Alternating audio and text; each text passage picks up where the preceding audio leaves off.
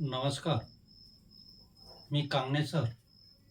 आजची बोधकथा मेहनतीचं महत्व. फार दिवसापूर्वीची एक गोष्ट आहे. एका खेडेगावामध्ये एक लोहार राहत होता. लोहार हा हे खूप मेहनती असतं. इतकी मेहनत असते की अक्षरशः त्यांचं काम हे लोखंडाशी असतं. वेगवेगळ्या प्रकारच्या लोखंडाच्या वस्तू बनवण्याचं काम लोहार करतात आणि ते शेतकऱ्यांना अनेक प्रकारच्या वस्तू बनवून देत असतात. म्हणून लोहाराचं काम मेहनतीचं आहे असं म्हटलं. खरं तर लोहारा इतकी मेहनत आणि त्या भात्याशी त्याचं असलेलं काम हे सातत्यानं चालू असतं. लोहार आणि त्याची पत्नी दोघंही ते काम करत होते. अनेक प्रकारच्या वस्तू बनवायच्या आणि त्या शेतकऱ्यांना द्यायच्या, शेतकऱ्याकडून त्याचा मोबदला घ्यायचा. परंतु त्यांना एक मुलगा होता. तो मुलगा हळूहळू लहानचा मोठा होत होता. 5 वर्षाचा, 6 वर्षाचा, 10 वर्षाचा, जोपर्यंत लहान होता तोपर्यंत लोहार आणि त्याच्या पत्नीनं दोघांनी मिळून त्याचं पालन पोषण केलं. त्याचे खूप लाड केले, लाड पुरवले. त्याला शाळेमध्ये टाकलं. हळूहळू तो शाळेमध्ये जाऊ लागला आणि बघता बघता 10 वर्षाचा, 12 वर्षाचा, 15 वर्षाचा तो मुलगा झाला. हळूहळू त्याचं वय वाढत चाललं. लोहाराची आणि त्याच्या पत्नीची मेहनत चालूच होती.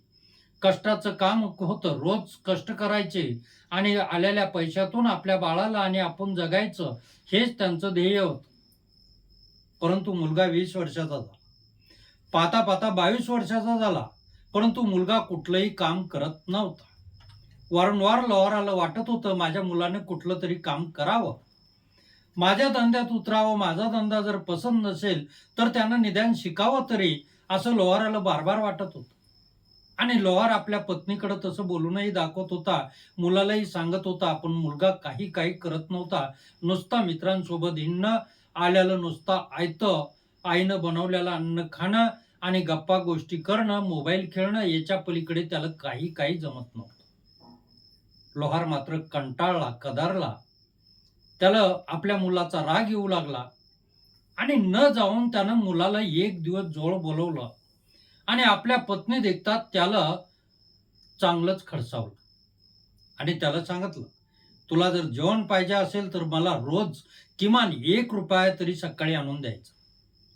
1 रुपया तरी सकाळी आणून दिला तरच तुला घरात जेवण मिळेल, अन्यथा जेवण मिळणार नाही. मुलगा म्हटला, काय बाबा, फक्त 1 रुपया, मी रोजही तुम्हाला 1 रुपया द्यायचा. बाबाला वाटलं, चला काही नाही, करत नव्हता त्याच्यापेक्षा 1 रुपया का होईना हा आणून द्यायला तयार झाला ना. आणि म्हणून बाबांनी ते मान्य केलं. त्या दोघांचं ठरलं की रोज सकाळी 1 रुपया द्यायचा आणि नंतरच चहा पाण्याला सुरुवात करून पुढचं काम सुरू करायचं.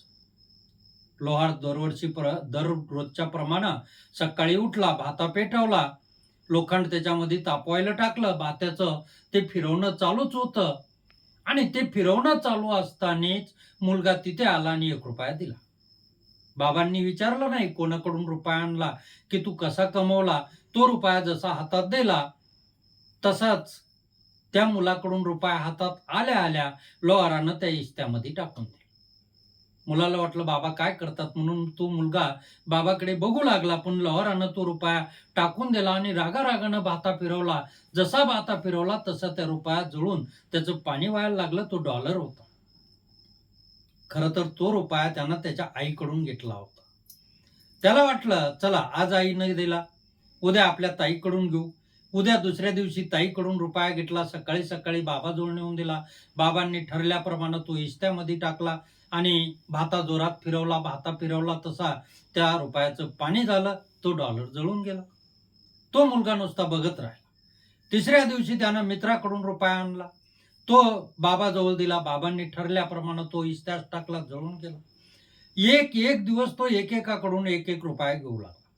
बाबाकडून घेतला, ताईकडून घेतला, काकाकडून घेतला, मामाकडून घेतला, आजोबाकडून घेतला, आजीकडून घेतला, आजूबाजूच्या आपल्या मित्रांकडून घेतला, कधी शिक्षकांना मागटला, सगळ्यांना असं करत करत 1 महिना पार पडला.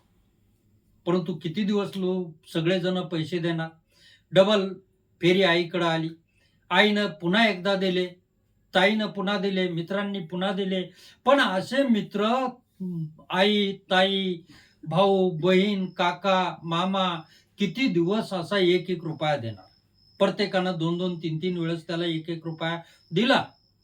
परंतु त्याच्यामध्ये त्या मुलाचे 2 महिने संपले आणि आता मात्र कोणाकडेही रुपया त्याला मिळेना झाला. आईनं दिला नाही, बहिणीनं दिला नाही, काकूनं दिला नाही, काकानं दिला नाही, आजोबानं नाही, कोण त्या दिवशी रुपया दिला नाही. आणि आता मुलाला वाटलं उद्या सकाळी आपल्याला जेवायला मिळणार नाही आणि बाबा मात्र रागावणार. मग काय करावं? 2ही महिने बाबाला दिलेला रुपया मात्र इष्ट्यात जळून जात होता आणि तो मुलगा नुसता बघत होता. रुपया जळाला की मुलगा उड्या मारत निघून जायचा. आजचं भागलं असं त्याला वाटायचं. पण त्या दिवशी मात्र कोणच रुपया दिला नाही आणि मुलगा सगळ्यांकडे मागून नाराज झाला आणि कंटाळून वापस येऊ लागला. जसा तो वापस येऊ लागला तसा तो पेठेतून त्या बाजाराच्या बाहेर निघत असताना त्या ठिकाणी एका शेतकऱ्यानं ज्वारीचे पोते भरलेले होते आणि ते पोते उचलून गाडीमध्ये टाकायचे होते. त्यासाठी त्याला दट्टाकट्टा एखादा मुलगा पाहिजे होता किंवा एखादा हमाल पाहिजे होता, पण कोणी मिळत नव्हतं. तो मुलगा तिथून जात होता. त्या शेतकऱ्यानं त्या मुलाला बोलावलं, का रे बाबा, माझे पोते उचलून टाकू लागतोस का? एका पोत्याला 1 रुपया देतो. ठीक आहे म्हणे, मी उचलतो. आणि त्या मुलानं ते पोते उचलायला सुरुवात केली. 10 पोते होते, 10 पोते गाडीमध्ये टाकायचे होते. कुंटालाचं 1 पोतं उचलायला कठीण होतं. शेतकऱ्यांना हात लावला, परंतु एवढं पोते गाडीमध्ये टाकेपर्यंत त्या मुलाच्या अंगाला खूप असा घाम आला. त्याला मेहनत पडली आणि 10 रुपये मात्र त्या शेतकऱ्याकडून 10 पोत्याचे मिळाले. त्याला आनंद झाला. चला आता 10 दिवसाचं तर भागलं, उद्या सकाळी यातला 1 रुपया बाबांना नेऊन द्यायचा. सकाळ उजाडली. आनंदात मुलगा उठला आणि ठरल्याप्रमाणे तो रुपया आपल्या बाबाजवळ दिला. बाबा तर ते भाता पेटून ते बसलेलेच होते आणि भाता फिरवत होते. त्याच्यामध्ये इष्ट्यामध्ये लोखंड त्यांनी टाकलेलंच होतं. रुपया जसा हातात बाबांच्या दिला, ठरल्याप्रमाणे बाबांनी तो रुपया घेतला आणि लगेच इष्ट्यात टाकून दिला आणि भाता जोरात फिरवायला सुरुवात केली. जसा भाता सुरू झाला आणि तो रुपया इष्ट्यामध्ये टाकला, तसा मुलगा मात्र त्या रुपयाकडे टक बघत होता. रोजच्या सारखा त्याला काही वाटत नव्हतं असं नव्हतं. त्या दिवशी मात्र तो रुपया जळताना त्या मुलाला दुःख होत होतं. त्यानं पटदिशी इष्ट्यामध्ये हात घातला आणि तो रुपया काढून घेतला. त्याचा हात भाजला. बाबा म्हटले, जळू दे, का काढलास रुपया? रोजच्या प्रमाणे तोही जळून जाऊ दे. तो म्हटला, नाही बाबा, आजचा रुपया हा मी जळू देणार नाही. हा रुपया कमवण्यासाठी मला पोते उचलावं लागली, मेहनत करावी लागली, खूप कष्ट पडले, म्हणून हा कष्टाचा रुपया मी तसा जाऊ देणार नाही. बाबा म्हटले, बघ, कष्टाचं चीज, कष्टाचं फळ तुला आज कळलं. मित्रांनो, गोष्टीचा तात्पर्य एकच आहे की जर आपल्या मेहनतीचा असेल आणि ते जर फुकट जात असेल तर माणसाला त्याची काळजी लागते, चिंता लागते आणि कुठलाही माणूस मेहनतीचं सहजासहजी जाऊ देणार नाही. फुकटचं गेलं तर त्याला दुःख होत नाही, पण मेहनतीचं गेलं तर खूप दुःख होतं. म्हणून मित्रांनो, मेहनत करा, कष्ट करा आणि कष्टानं मिळवलेलं जे असतं ते खूप आनंदाचं असतं. ते सहजासहजी जात नाही. ते आपलंच असतं आणि कायमस्वरूपी टिकून राहतं. इथे थांबतो. गोष्ट जर आवडली तर लाईक करा, शेअर करा आणि सबस्क्राईब करा. जय हिंद, जय महाराष्ट्र, जय शिवराय.